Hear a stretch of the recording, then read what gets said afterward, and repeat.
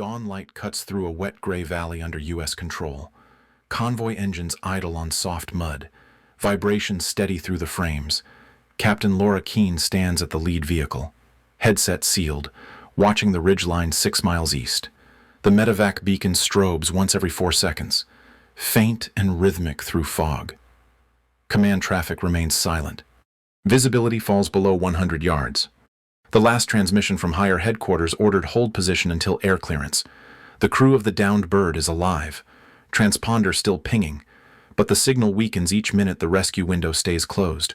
Low rotor wash echoes from beyond the ridge, distance carrying the sound into the valley like a warning of lost time. Signal integrity wavers across the ridge. Keene tracks the order log. 0620 hours. She records fuel status, personnel count, distance to potential recovery line. Mud drips from her gloves as she closes the logbook and stares toward the faint pulse of the emergency beacon. Crash site, 6 miles east. Each vehicle burns fuel faster than projected idle rate. The radio operator confirms backup frequency and still hears nothing from the operations center. Chain of command remains static. No clearance to move. No amendment to the stand down. Fuel rate climbs past standard idle consumption. If the medevac crew is captured or the wreck burns, liability sits on her command. If the convoy moves without authorization, the inquiry sits on her name. Smoke rises over the ridge, thin, dark, and growing. She waits one more transmission cycle and logs the silence. This is where it starts. The signal map flickers over static. Convoy headlights cut through suspended dust. A radio pulse taps once. Then a sharp pop breaks and settles into silence.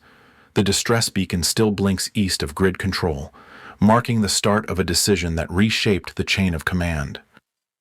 This is the briefing you log, not the one you hear secondhand. Signal quality stabilizes across all channels. Every second of calm here is earned. Each detail you're about to see is recorded, verified, and stored for accountability. The mission isn't about noise or drama. It's about proof that someone acted when delay was safer. Subscribe and comment your location. 0700 hours. Checkpoint Bravo. Rain hammers on steel and canvas. Engines idle beneath the noise. Each vibration measured against fuel consumption charts.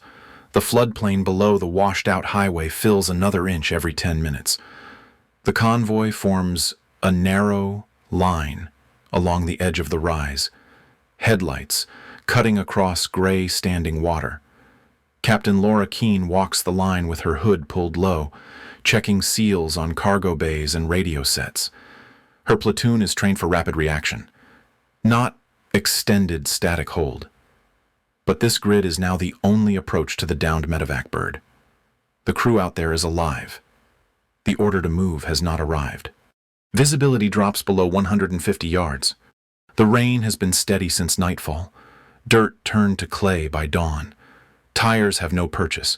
Each truck rocks slightly when the wind gusts off the coastal lowlands. Keene's convoy is tasked with route security for relief logistics, but now they are folded into a rescue delay they did not initiate. Higher headquarters reports the air corridor unsafe for rotor lift. Authorization for ground advance remains pending. Inside each vehicle, soldiers wait with gloves still on and seatbelts half clipped. Radios murmur faint, calm hiss. Transmissions squelched by water in the antenna joints. Floodline rises another 3 inches. Keene checks her tablet. The touchscreen fogs immediately under the rain.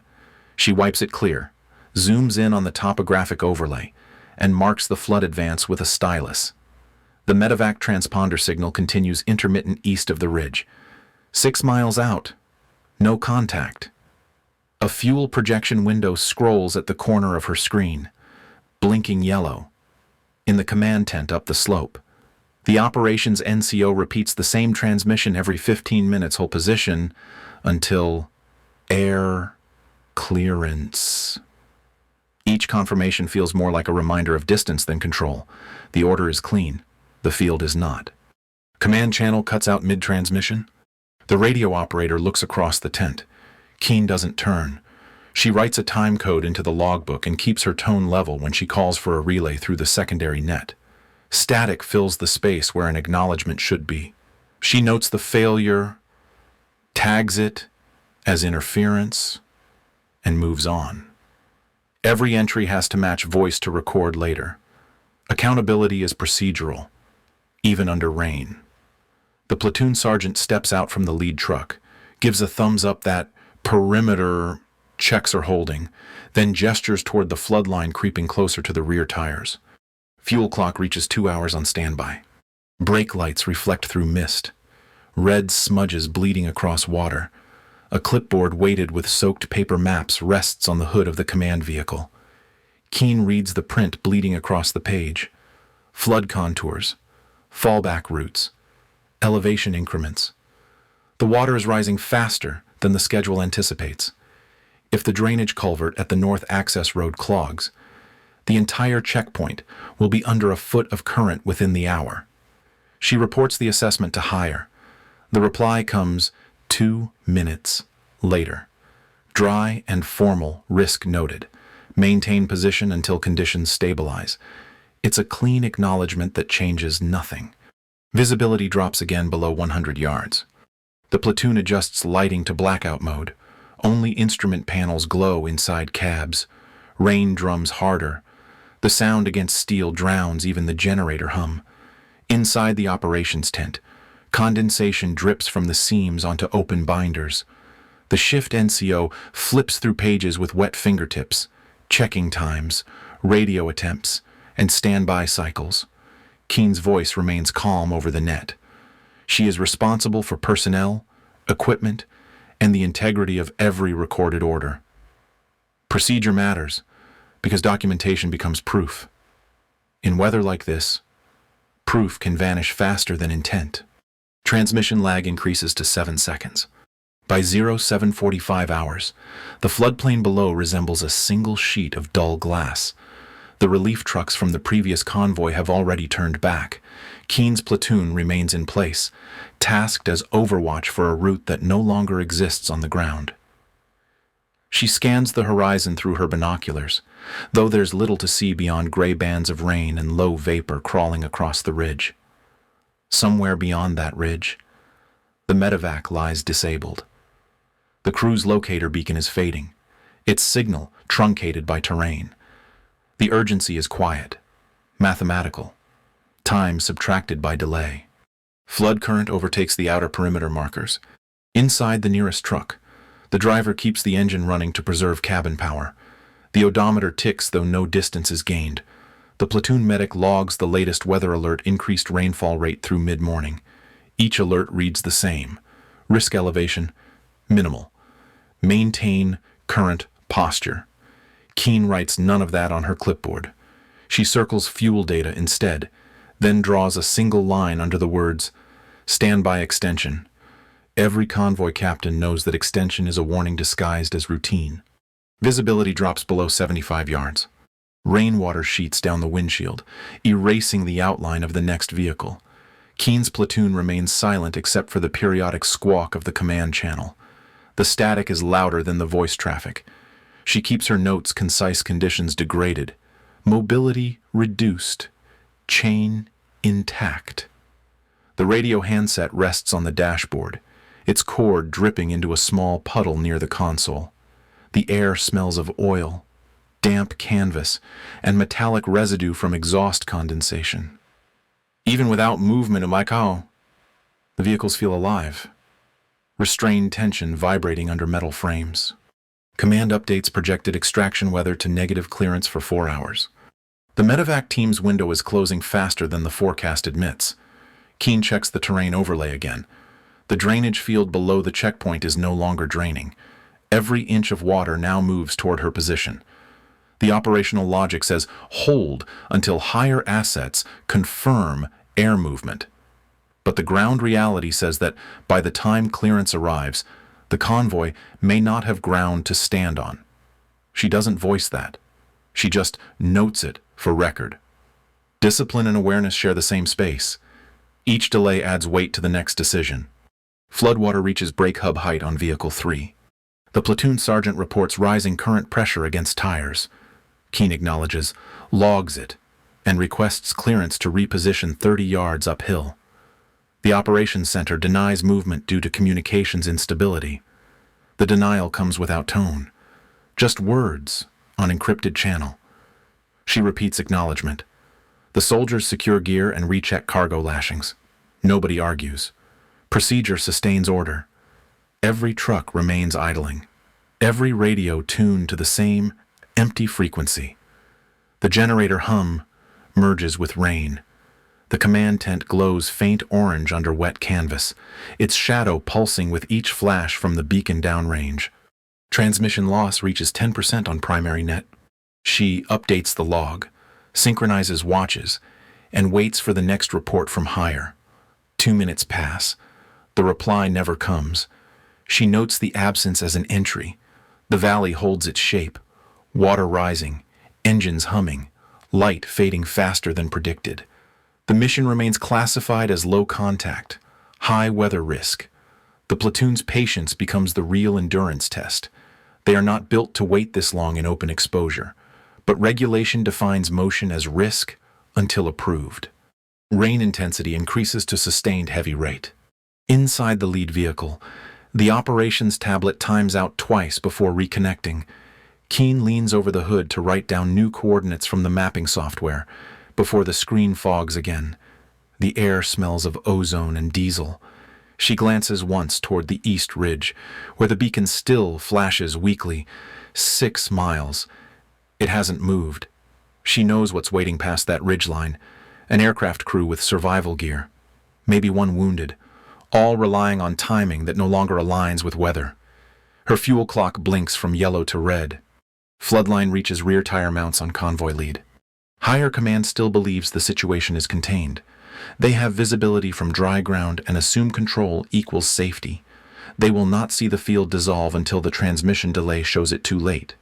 Keene marks her final line in the logbook for this hour. It reads, simple, ground, condition, unsustainable, awaiting correction. The radio clicks once, then falls quiet. Somewhere between the static and the silence, the first fracture begins. By 0930 hours, the rain begins to lift. Heat pushes steam up from the clay, turning the valley floor into haze. The convoy holds its line on the degraded slope, engines idling, tires sunk several inches deep. Captain Laura Keene checks her logbook, noting that Operations Command has not acknowledged her last 2 transmissions. The medevac beacon east of the ridge still transmits, though the tone weakens with each pass. She writes the timestamp, confirms all vehicles on standby, and resets her radio headset against the moisture building inside the seal. Every order remains on hold. Visibility falls under 150 yards. Inside the lead truck, an operator wipes condensation from a map clipped under red light. The radio hums, half static, carrying an intermittent data feed from the operations tent 5 miles away.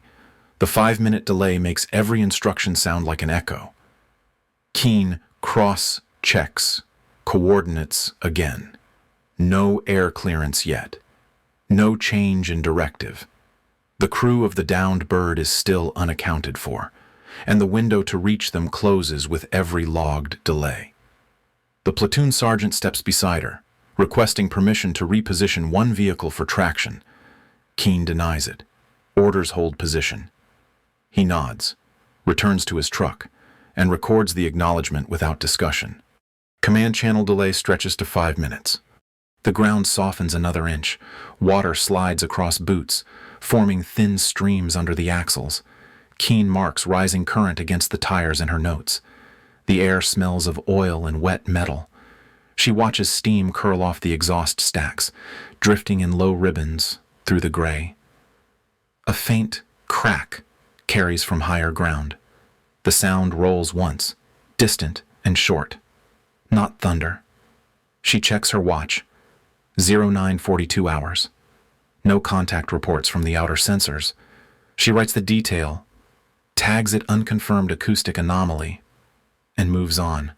Outer perimeter sensors report intermittent movement. The radio cuts, returns, then repeats the same line from Operations Command. Maintain perimeter until cleared. Her operator reads it back to confirm receipt. Keene keeps her voice even as she logs another entry. The words do not change, but the context does.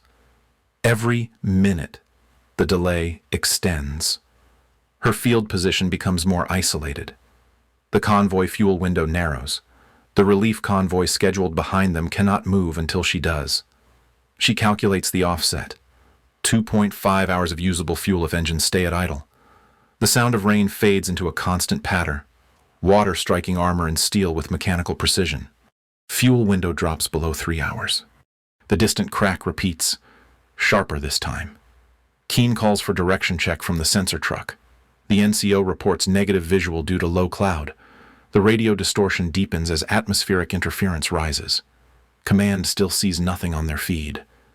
5 minutes behind, she requests confirmation from their overhead scan. No acknowledgement. Her operator tries again. Adjusting frequency. The speaker hisses, then clears for a single phrase. Conditions stable. Maintain hold. Keene writes it down exactly as heard. Stable is relative. Command signal strength drops to 40%. She wipes condensation from her visor and studies the slope below. Civilians appear on the western road. 3 flatbeds and a relief van, engines struggling through the flooded grade. They do not respond to light signals. Keene reports civilian entry into grid sector and advises Operations Command that they are moving unknowingly into potential crossfire if the upper ridge is active. Silence holds the channel. Her second request transmits clean, unanswered. She logs both attempts, saving audio clips to a flash drive connected to her dashcam recorder.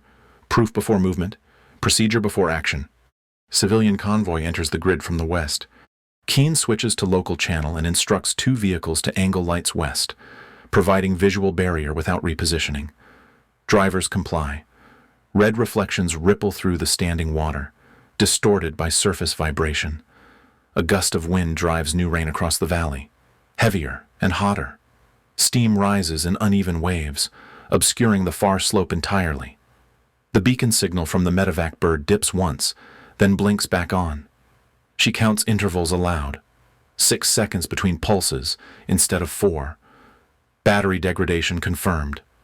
She sends another request for clearance, marking urgent extraction priority on the message header. Visibility drops to 100 yards. Inside the operations tent, field maps curl at the edges from humidity. The shift watch officer receives her message but interprets the delay as network latency. His status board shows stable imagery. His weather feed still lists moderate rainfall, not flooding. He approves no movement. In the valley, the difference is measurable in inches of water and seconds of signal delay. Keene watches the civilians advance into the bowl-shaped terrain, headlights flickering like search beacons through fog. They are 300 yards from her forward line.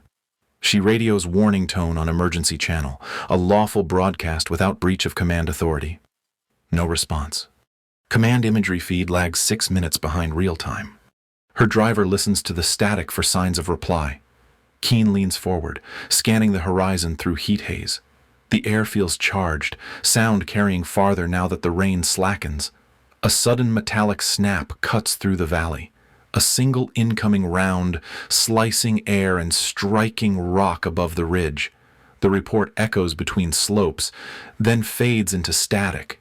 Keene raises her headset, asks for confirmation from the perimeter sensors. Negative, unknown origin. She logs the event as potential small arms fire at unknown range. She doesn't announce contact, not without confirmation. Contact, unconfirmed. The radio distortion increases again, breaking through with half-audible speech fragments of weather code, call signs, partial coordinates. Her operator writes them down in shorthand. Keene switches frequencies twice, regains partial clarity. Command repeats old data. Still no movement authorized. She stares at her map, soaked corners sticking to her gloves. The civilians are now within 200 yards, aligned directly with her convoy's left flank. The relief trucks are heavy with supplies. She estimates their payload weight by sight, 5 tons minimum. If they're hit, fuel and cargo both become ignition hazards. Visibility falls under 80 yards. Steam thickens around the lead vehicles. Water seeps into the lower cargo beds. The platoon medic reports rising heat, requesting ventilation fans to prevent equipment failure. Keene approves within her authority. Every operational change must be logged. So she narrates aloud to the dashcam. Time, authorization, justification, and immediate effect. Her voice stays level. The field recorder's red light blinks under her helmet brim. She saves the file to the external drive. The same one, now storing command transmission gaps. Evidence of pattern, not defiance. Transmission error rate reaches 20%. At 09:55 hours. The static breaks with a clipped phrase. All ground elements maintain current posture. Air assets delayed. Situation monitored. Keene repeats it verbatim. Tone neutral. Then ends transmission. Her sergeant meets her eye through the open driver window. The silence holds longer than protocol allows. Then he nods once. They both know the civilian trucks will reach the intersection within minutes. The ridge above them hides any movement. But the last crack's echo came from that direction. She calls the outer sensor truck again. Still negative visual. The screen shows intermittent movement, too erratic to classify. Outer perimeter sensors record temperature fluctuation across North Ridge. She wipes mud from her gloves, looks down at her boots half submerged in runoff. The radio handset drips onto her sleeve. Around her, the air shimmers as sunlight cuts through the lifting fog, heat meeting moisture. The water level at her tires rises by the minute. Every sense says the window is closing, but the chain of command remains absolute. She turns to her log again, handwriting steady, ink bleeding slightly through damp paper. She writes, field conditions unsustainable. Holding under directive. Each word adds weight. Each line becomes another marker of delay. Command channel response time extends to 7 minutes. The medevac beacon flickers twice, then steadies, weaker than before. Keene glances east, but there is nothing visible beyond the steam and water glare. Her operator checks the spare drive. Dashcam files transferring successfully. The screen shows a bar crawling toward completion. Data over instinct. Proof before action. The radio bursts again with half words and static. She catches her own call sign.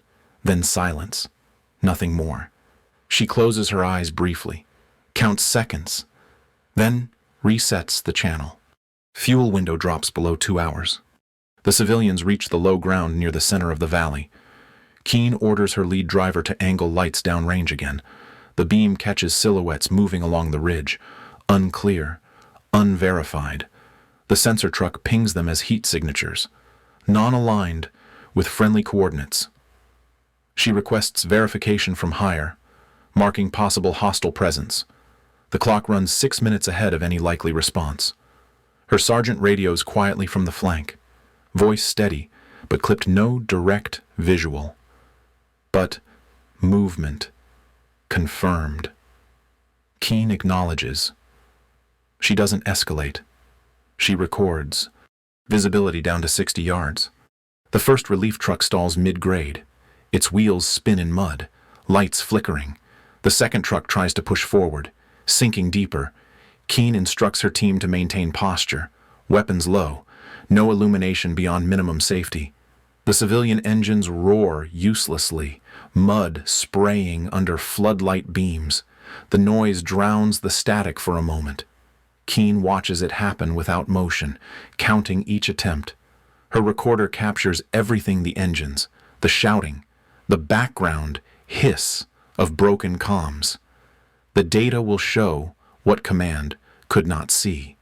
Command oversight feed freezes on prior frame. At 09:59 hours, the temperature drops with sudden wind. Steam sweeps through the valley, and visibility collapses to less than 50 yards. Keene's operator calls out sensor alarm. New signature. Multiple sources. Upper ridge line. She requests immediate clarification from higher. No reply. The civilians continue forward blind, unaware. She looks at the flash drive indicator. Transfer complete. Every second of inaction now preserved. The radio snaps with one more burst of distortion. She hears one syllable, hold. Transmission blackout confirmed on all channels. She exhales once, calm and deliberate, marking the end of her entry. Contact potential, she says into the recorder. Voice flat.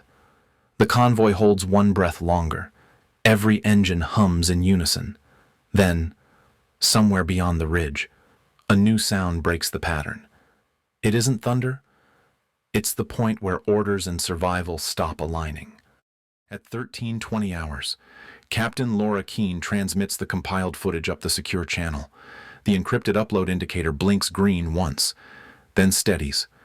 Each frame shows muzzle flashes within restricted fire zones and the silhouettes of civilian vehicles trapped in crossfire geometry. The transmission includes voice logs, sensor pings, and fuel data. Every entry is time-stamped. Proof replaces assumption. The channel stays open as the data moves through. Transmission confirmation received at 13:20 hours. Rain returns in thin bands, drifting sideways under rotor wash from somewhere beyond the ridge. The convoy remains in defensive posture, engines still running low RPM to conserve fuel. Keene's field recorder hums against her chest rig, red light steady. The platoon sergeant stands by the second vehicle, coordinating ammunition redistribution. Nothing moves until higher command responds. The field is quiet except for water dripping from steel. Fuel clock reads 21 minutes remaining. Headquarters receives the footage, replaying it on 3 monitors at once. For 11 seconds, the line stays open with no voice response. Then a single transmission returns. Authorization granted. Extraction window 20 minutes. 2 aircraft inbound. Keene copies it, repeats it back verbatim, and writes the time. The order arrives too late for comfort, but exactly on record. Every action from here must fit the approved duration. No second chance. Rotor pattern audible at 5 miles out. Visibility collapses again under haze and exhaust. The valley floor glows faint from reflected light on water. Keene signals the platoon sergeant to divide forces, half suppression, half recovery. Each vehicle logs its assignment through onboard systems. She keys the internal net. Her tone remains steady, procedural, unraised. Execute by sequence, confirm with data mark. No urgency beyond precision. Every second becomes a transaction against risk. Visibility falls under 80 yards. Rotor noise builds until it vibrates through armor plates. The first helicopter cuts through mist, searchlight sweeping low, its turbines spool higher, scattering debris and mud across the convoy line. Keene marks time on her clipboard arrival at 0+2. She acknowledges command, recording the statement aloud for continuity. The headset channel clears as headquarters confirms real-time sync. For the first time in hours, latency drops to 0. Command channel latency reduced to live feed. She directs the suppression element to hold southern ridgeline. Vehicle turrets rotate into sector coverage, barrels angled clear of civilian grid. Her recovery element advances 30 yards downslope, tires spinning once before gripping. Mud boils under the wheels. The noise merges with rotor wash overhead. Every move is documented through dash cams and helmet cams, streaming live through the secured net. Procedure defines safety. Suppression element shifts position to cover extraction route. A stretcher team moves under partial cover toward the medevac site. The crew from the downed bird is visible through mist. One conscious, one carried. Keene steps forward just enough to maintain line of sight without breaking command position. Her glove presses the save icon on the recorder once more, sealing the sequence. Documentation ensures liability remains traceable.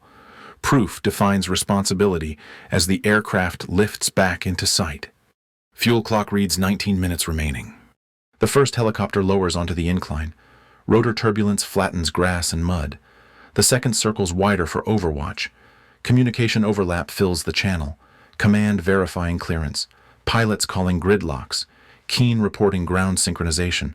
She speaks each confirmation twice, maintaining cadence and clarity. Her sergeant calls visual on the stretcher team loading into the cargo bay. The aircraft lifts, rotors cutting through mist and smoke. Rotor wash disperses residual steam across the valley floor. Inside the command tent, the data feed stabilizes. Headquarters tracks coordinates updating live, confirming recovery element completion. Keene's field recorder continues capturing all comms in one continuous feed. She marks time again, 0+15. Weather radar shows degrading conditions approaching from the west, but the window holds. The second helicopter descends for remaining personnel. No celebration, just sequence. Visibility down to 60 yards. Keene monitors each vehicle's fuel gauge through the network display. 2 trucks have entered critical reserve. She instructs them to maintain idle only. The radio operator relays fuel warnings to headquarters. The answer returns almost instantly. Acknowledged. Priority extraction continues. The tone is steady now. Recognition replacing dismissal. The command chain realigns with ground reality because data leaves no room for debate. She writes that phrase in shorthand on her clipboard. Transmission integrity verified across all assets. The suppression element fires 2 controlled bursts into upper terrain to mark perimeter limits. Keene logs the discharge times and the ammunition count. Her recovery team pulls the final personnel onto the second helicopter under cross coverage. Rain flicks through the rotor wash like static sparks. She hears the pilot call lift in 10, then watches the aircraft rise through vapor, banking toward open sky. The valley air pressure changes. Engines fade upward into distance. Fuel window reduced to 13 minutes. Ground silence returns. Keene checks her recorder and confirms file lock. The red light goes solid, indicating full memory allocation.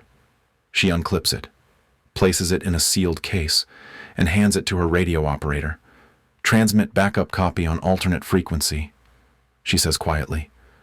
Procedure continues past action. No one moves until verification arrives from headquarters confirming receipt of duplicate data. They wait through static and rain. Duplicate upload acknowledged by headquarters at 13:41 hours. The convoy begins withdrawal sequence. Vehicles roll in staggered order back up the slope, engines groaning under mud weight. The air smells of fuel vapor and ozone from the rotor exhaust still hanging in the valley. Keene walks the line one last time, ensuring no equipment left unsecured. Her gloves are coated in clay and carbon dust. Every truck's recorder light glows steady. The event now exists twice, once in the cloud archive, once in the field drive under her command. Ground temperature drops as frontline storms approach. At the ridgetop, visibility widens slightly. Keene halts the column to recheck the route. The command frequency opens with final transmission. Recovery confirmed. All units clear of danger zone. Proceed to staging. She acknowledges with single-word precision. Copy. Her operator tags the statement as closure in the digital log. The mission ends not with relief, but with record. Accountability sealed through evidence. Extraction complete, 13:20 hours. Helicopter turbines spool higher in the distance, fading toward base.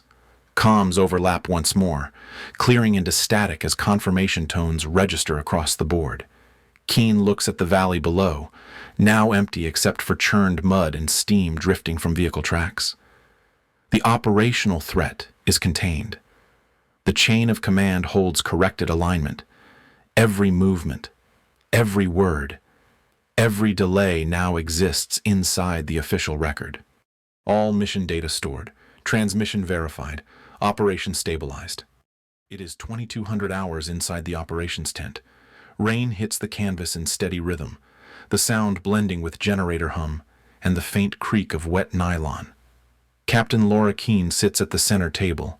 A laptop glows before her, looping recovered footage from the convoy. Each clip runs with timestamp and signature watermark. Every voice transmission is logged, each denial and acknowledgement preserved. Nothing here is retold from memory. Generator load stays constant under rain. Higher command officers review the footage in silence. Their expressions remain neutral. The video shows restraint under fire, measured responses, an unbroken chain of command discipline. No dialogue interrupts. The truth carries its own weight through documentation. Keene, keeps her hands folded, her posture unchanged. The light from the screen reflects across the damp map beside her, pinned flat with brass weights. Review log marks each data packet as verified. Outside the tent, water drains into mud channels. The storm's last pressure cells move east, air cooling behind them. The operations recorder displays data integrity confirmed in small print at the screen's edge. Keene notes the line number in her clipboard. Initials, IT, and slides the form across for validation. The process is not dramatic, only exact. Accountability is written one line at a time. Outside temperature drops 2 degrees. The playback reaches the extraction sequence. Helicopter turbines roar once, then fade. The rain softens under the generator's hum, a rhythmic order replacing chaos. In this setting, restraint becomes the proof of control. The officers conclude review and record a single statement for file. Review complete. Action justified. Keene closes the laptop and powers down the generator light by light. The tent returns to darkness except for rain against canvas. Each drop counts as time continuing. Justice here is not noise. It is process, preserved and complete. The storm is over. The valley lies silent, gray, and wet. Smoke drifts thin across the low ground, dissolving into morning haze. A radio mic rests beside damp paperwork, light still blinking on standby. The cursor hovers over send report. What remains is not movement, but decision. What defines lawful control when time itself becomes the risk? Wind speed drops below 5 knots. Command review is closed. Every file is signed, every voice recorded, yet the gap between order and action stays visible on every timeline. Procedure preserves structure, but seconds decide survival. Captain Keene's judgment is already archived. Yours is not. Signal traffic clears across all monitored channels. The air carries a low wind through metal, a faint heartbeat under the static. The question that ends every operation is the same. Would you wait or move? Cloud cover breaks at low altitude. Answer below. State your choice and stand by it. Gray light settles over the convoy as it rolls through shallow water. Tires cut clean paths across the flooded road, the sound even and controlled. Engines idle in low sync, exhaust mixing with soft rain. A flag patch on a sleeve catches the last reflection of sunlight. Every vehicle reports green across the board. The mission file closes, signatures complete, and systems begin to power down. Convoy speed holds steady at 10 miles per hour. A low rotor echo fades behind the hills, merging with the rhythm of rain against steel. Inside the operations trailer, screens dim one by one, their glow replaced by the steady hum of cooling circuits. Keene's final log transmits automatically into archive. Every timestamp, every action, and every silence preserved as record. Power systems wind down one by one. Next mission loading. Faint rotor echo fades to quiet. The line stays open for continuity. Subscribe, stay alert, and prepare for the next mission already waiting.